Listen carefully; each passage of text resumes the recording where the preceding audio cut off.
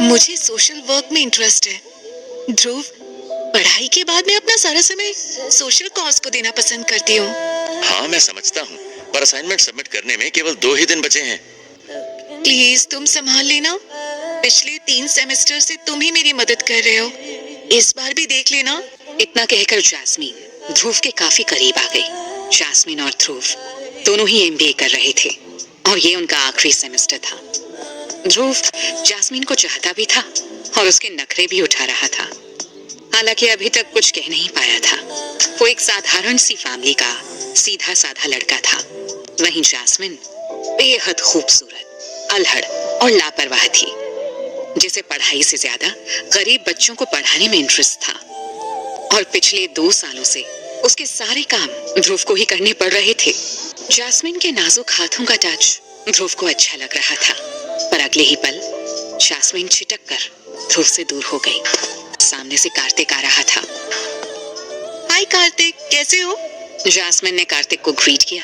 कार्तिक हमेशा ही गलत वक्त पर आ जाता है और ध्रुव को इस बात से भी नफरत थी कि जैस्मिन इस कार्तिक जैसे लड़की को इतना भाव क्यों देती है। ध्रुव ने कई बार नोटिस किया है कि कार्तिक के आते ही जैस्मिन ध्रुव से थोड़ी दूरी बना लेती है।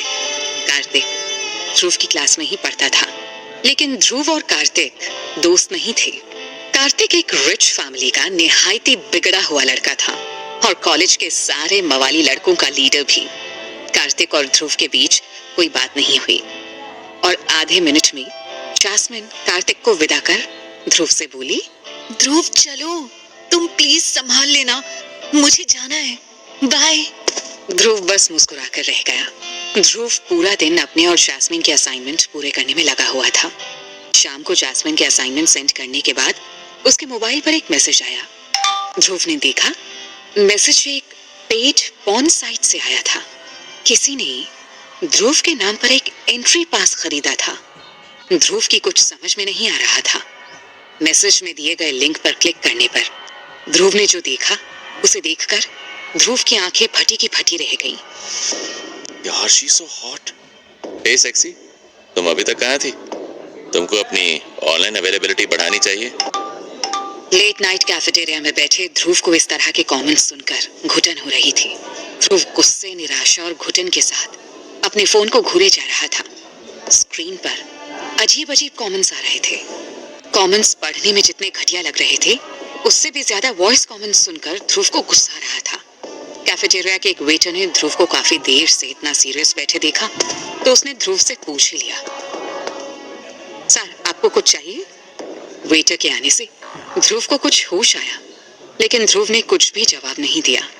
वेटर कुछ सेकंड्स इंतजार करके चलता बना। मैं तुम्हें क्या समझता था और तुम क्या निकली जैस्मिन? तो ये था तुम्हारा सोशल वर्क? पिछले 2 सालों से तुम सिर्फ मुझे यूज कर रही थी। ध्रुव टूट चुका था। शाम को मोबाइल पर आए लिंक खोलते ही ध्रुव को बहुत बड़ा शॉक तब लगा जब उसने देखा कि उसकी गर्लफ्रेंड जैस्मिन अपने स्ट्रिप शो का प्रमोशन कर रही थी और जो आवाजें ध्रुव के कानों में पड़ रही थी वो उन व्यूअर्स की थी जो जैस्मिन के परफॉर्मेंस को लाइव देख रहे थे। ध्रुव जानता था कि स्क्रीन पर जैस्मिन को एक एक कर अपने कपड़े उतारते देख रहे लोगों के मन में क्या चल रहा होगा, और इस बात से ध्रुव को और भी ज्यादा घुटन हो रही थी। ध्रुव इतने शॉक में था कि उसे कुछ भी समझ में नहीं आ रहा था। वो बस यही सोच रहा था कि जिसे उसने इतना चाहा, वो लड़की उसके साथ ऐसा कैसे कर सकती थी। ध्रुव के सवालों के जवाब सिर्फ जैस्मिन ही दे सकती थी, लेकिन इससे पहले कि ध्रुव जैस्मिन को फोन करता, किसी अननोन नंबर से ध्रुव को फोन आया। हेलो, ध्रुव ने कहा, पर दूसरी तरफ से किसी के हंसने की आवाज सुनाई दी। तो ध्रुव, कैसा लगा आज का show? I hope you had a great time. इतना कहकर उस शख्स ने फोन काट दिया। तभी ध्रुव की नजर स्क्रीन पर चल रहे वीडियो पर पड़ी, जिसे देखकर वो दंग रह गया। उसका चेहरा गुस्से से लाल हो गया था। ओह, तो ये है तुम्हारा खेल कार्तिक। ध्रुव ने कभी सोचा तक नहीं था कि जैस्मिन इस तरह की लड़की होगी। ध्रुव शॉक्ड था। तभी कार्तिक का मैसेज स्क्रीन पर दिखा। You are mine, beauty, and I want to see you in my bedroom. उसके साथ ही स्क्रीन पर एक और मैसेज पॉप हुआ।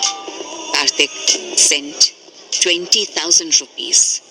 ये देखकर ध्रुव ने अपना फोन उठाया और कैफेटेरिया से बाहर निकल गया। तुम पैसों की भूखी थी जैस्मिन, मैंने तुमको समझने में भूल कर दी।